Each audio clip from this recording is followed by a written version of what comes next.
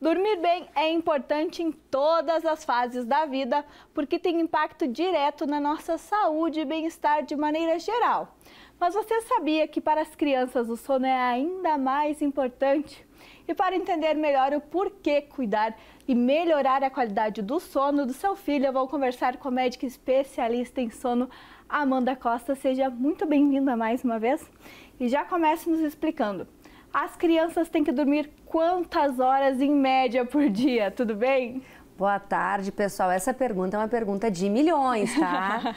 Porque depende da faixa etária. Vamos falar assim, que uma criança de 3 aninhos, ela vai dormir cerca de 10 horas, tá? Tem que dormir 10 horas por dia, mas talvez ela durma 12, talvez ela durma 9. Existem tabelas para que a gente saiba o número de horas que cada faixa etária deve dormir. E as crianças precisam desse sono para a fase de crescimento. Em todas as idades ou tem uma idade específica, Amanda? Bom, a gente só vai crescer, a gente só vai fabricar músculos se a gente dormir. É durante o sono que a gente vai fabricar o GH, que é o hormônio do crescimento. Então, para o crescimento, para a produção hormonal, para o ajuste da imunidade, precisa ser feito durante o sono, em todas as fases, mas principalmente na infância. Vamos falar aí que o sono ele é essencial pelo menos até os 2, 3 aninhos para as crianças sem falhas, sem sono ruim nessa faixa etária. Por isso que às vezes as mães até optam por não ir em festinhas mais tarde e não mudar o horário da criança porque pode afetar na saúde. Quem tem criança em casa sabe como é desafiador ter uma rotina de sono, manter o horário regular de colocar as crianças na cama. Então, sim, muitas mães optam por não realizar programas noturnos, aquele jantarzinho, aquele aniversário durante a noite, porque altera, sim, o horário das crianças irem dormir. E o sono ele tem uma ligação com a aprendizagem. Eu até ouvi uma vez, não sei se é mito ou se é verdade, que estudar e dormir um pouquinho depois ajuda a memorizar. Isso está correto? Ótima pergunta também. Então, a memória funcional, as coisas que a gente lembra, a nossa capacidade de ter novos conhecimentos depende do sono. Quem tem um sono ruim não vai armazenar bem e também não vai conseguir acessar quando precisa. Esses soninhos, depois de estudar, eles importam sim, mas mais nos adultos. Quando a gente fala das crianças, a gente fala nas sonecas, em algumas faixas etárias até 2 sonequinhas por dia, e elas também vão influenciar na memória. Eu ia perguntar isso, a criança tem hora do soninho, inclusive nas escolas, né? Eu tenho até uma certa inveja com essa hora do soninho depois do meio-dia, Amanda. Mas é importante ter essa hora do soninho no meio do dia? Muito bom. Então, até os 7 anos, a soneca ela é muito importante. Mas até os 4 anos, ela é essencial, eu diria, tá? Então, que bom se todas as escolas, até o 1º ano, até o 2º ano, tivesse uma oportunidade que aquela criança tirasse um soninho. Em algumas eu sei que isso não é possível, mas ajuda a criança, consolida a memória, melhora o comportamento, a capacidade que a criança tem de lidar com as emoções. A criança, quando ela não dorme, ela fica irritada, chateada e às vezes até mais braba do que o habitual. A gente até brinca, né, que é a birra do sono. Exatamente, existe essa birra do sono? Existe sim. O comportamento imaturo, que é essa birra que a gente fala, ele se acentua quando a criança dorme mal à noite ou quando ela começa a chegar próximo ao horário do sono dela e não consegue dormir. E o distúrbio do sono existe nas crianças também? Como a gente pode perceber que elas estão tendo esse distúrbio?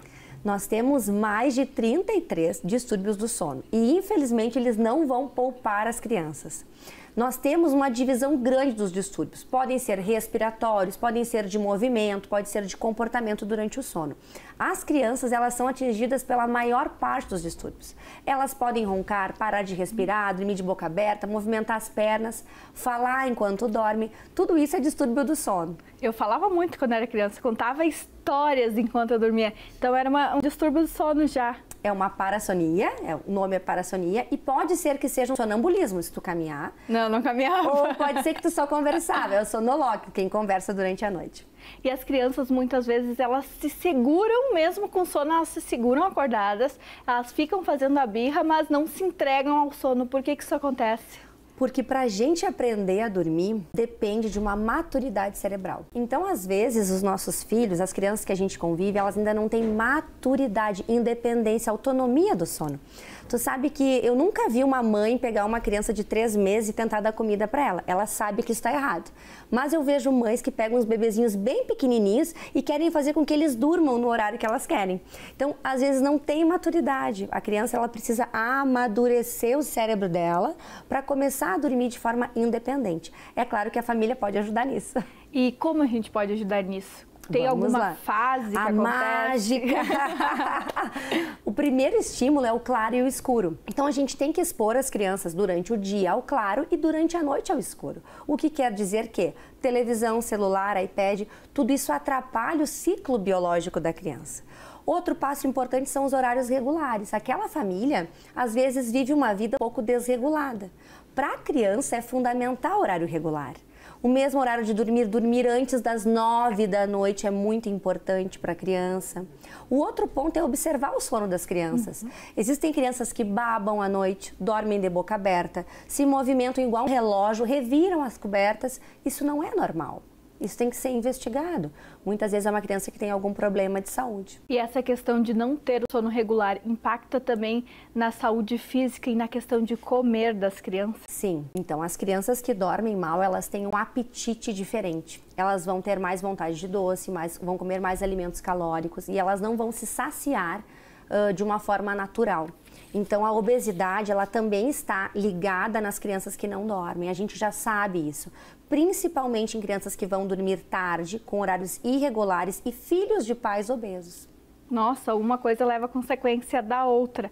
E essa questão de celular de noite, você mesmo comentou que atrapalha.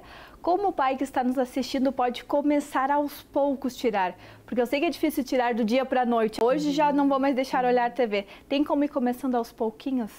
Eu acho que uma regra importante é não usar celular em menores de 2 anos. Acho que isso a gente tem que falar, isso é verdadeiro, tá? A gente sabe que menor de 2 anos não deve usar celular. Acho que o ponto importante é, a partir de tal horário aqui na nossa casa, nós não utilizamos o celular. E isso inclui os pais, porque a gente ensina pelo exemplo. Então eu vejo às vezes as famílias falando, meu filho, sai do celular, mas o pai e a mãe estão ali no celular. Então eu acredito que uma regra para casa do tipo, quando nós formos jantar, a partir desse momento, celular, iPad, televisão, a gente vai desligar e nós vamos fazer outras estratégias. Talvez de uma forma gradual ou talvez estimulando outras atividades interessantes também. Mas, sem dúvida, o celular antes de dormir, ele é uma fonte de dificuldade para dormir.